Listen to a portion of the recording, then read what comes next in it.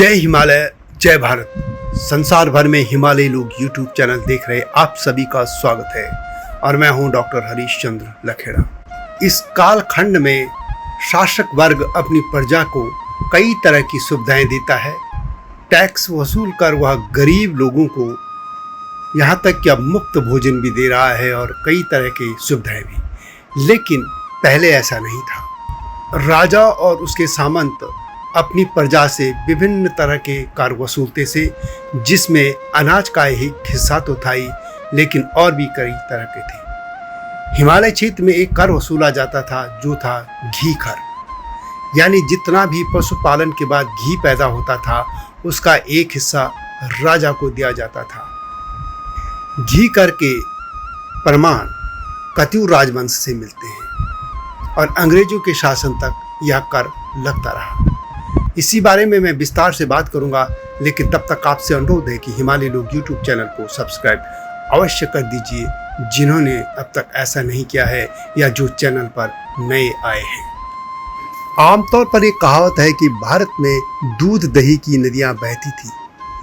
इसका मतलब यह तो तय है कि इतना दूध और दही और घी होता था कि लोग उसका भरपूर उपयोग करते थे। घी एक प्रकार का शुद्ध मक्खन है और इसकी शुरुआत भारत से ही हुई है। यह संस्कृत के घृत शब्द से घी शब्द हिंदी में बना है और भारतीय उपमहाद्वीप में प्राचीन काल से भोजन के एक अवयव के रूप में प्रयोग होता रहा है। भारतीय भोजन में खाद्य तेल के साथ ही घी का भी प्रयोग होता रहा है। यह दूध के मक्खन व मलाई से बनाया जाता है। घी को लेकर कई कहानियां भी मिलती हैं। इसे तरल सोना या पवित्र बसा भी कहा जाता है। माना जाता है कि प्राचीन भारत में लगभग 1500 से 500 ईसा पूर्व में घी बनना शुरू हो गया था। क्योंकि पशुपालन समाज था और भारत में गर्म जलवायु होने के कारण मक्खन को देर तक रखने की एक चुनौती थी। मक्खन खराब हो जाता था।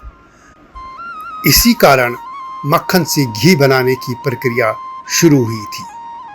विश्व भर में जितने भी राजतंत्र हुए हैं या बाद के भी चाहे लोकतंत्र हों, उसमें सरकार चलाने के लिए जनता से टैक्स लेने की परंपरा प्राचीन काल से ही रही है। पहले कर सभी लोगों से लिया जाता था, लेकिन आज के कालखंड में गरीब लोगों से टैक्स नहीं लिया जाता है, बल्कि उन्हें जो समृद्ध लोग हैं उनसे टैक्स लेकर गरीबों की जन कल्याण योजनाओं में लगा दिया जाता है। लेकिन जैसा मैंने पहले भी कहा कि पहले ऐसा नहीं था। अनाज समेत विभिन्न तरह के करों में एक कर घी कर भी था। प्राचीन काल से ही ग्रामीण जनता की आय का एक साधन घी विक्रय रहा है। जनता की इस आय में से राज्य भी थोड़ा सा अंश लेता था। राज्य को कृषकों द्वारा उत्पादित अन्नों में से जिस प्रकार छठा या निर्धारित अंश प्राप्त होता था, उसी प्रकार प्रजा द्वारा उत्पादित घी का अंश भी दिया जाता था।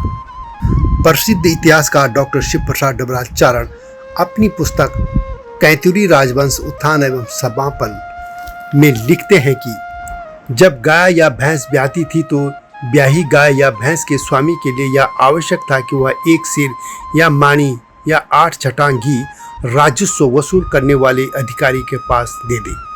यह देय सौणी सेर या प्रसविणी सेर अर्थात प्रसव करने वाली गाय भैंस पर 1 सेर माणी कर के रूप में दिया जाता था। उत्तराखंड में ब्रिटिश शासन के आरंभ तक यह कर अनिवार्य रूप से दिया जाता था। यह परंपरा कैथुरी शासन में भी रही थी। उत्तराखंड में कत्यूरों का शासनकाल 700 से 1200 ईस्वी तक माना जाता है। उत्तराखंड के अलावा पश्चिमी नेपाल के क्षेत्रों में भी कत्यूरी और उनके वंशजों ने शासन किया था। कत्यूरियों के बाद गढ़वाल में, पंवार और कुमाऊं में चंद राजवंश में भी यह कर जारी रहा। इसके बाद जब गोरखा शासन गढ़वाल और कुमाऊं में हुआ तो तब भी यह घी कर लिया जाता था। गोरखा शासन में दुधारू पशुओं के नाम पर घी कर लिया जाता था। प्रतिवर्ष दूध देने वाले पशुओं की संख्या घटती बढ़ती रहती थी, किंतु इस पर जो राशि 1812 में निर्धारित की गई थी वही 1815 तक बनी रही। यह ब्रिटिश गढ़वाल की बात हो रही है। इसलिए यह वास्तव में घी कर न होकर पशुओं पर लगाया गया कर था।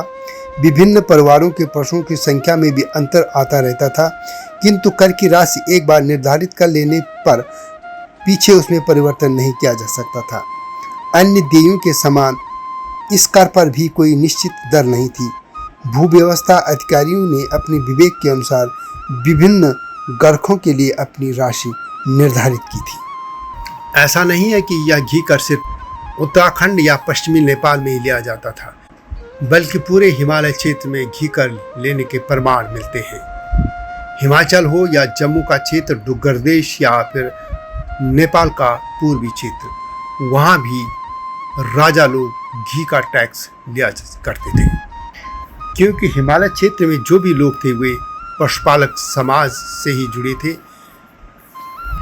पशु में गाय, भैंस, बकरी, भेड़ ये प्रमुख थे।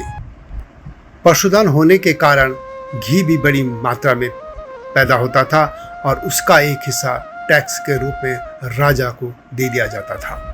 यह अलग बात है कि अब गौवंश को पालने की प्रथा हिमालय में भी खत्म होती जा रही है। तो यह थी हिमालय के घी कर की गाथा। वीडियो कैसी लगी कमेंट में अवश्य लिखें। यदि आपको मेरे वीडियो पसंद आते हैं तो उनको शेयर भी कीजिए, लाइक भी कीजिए और चैनल को सब्सक्राइब अवश्य कीजिएगा।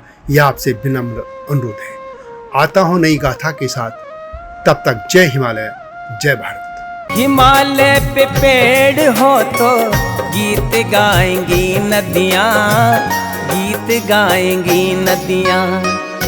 पेड़ों पे चिड़िया है तो गीत गाएंगी नदियाँ, पेड़ों पे चिड़िया है तो गीत गाएंगी नदियाँ। माँ की लोरी जैसे होते हैं नदियों के गीत।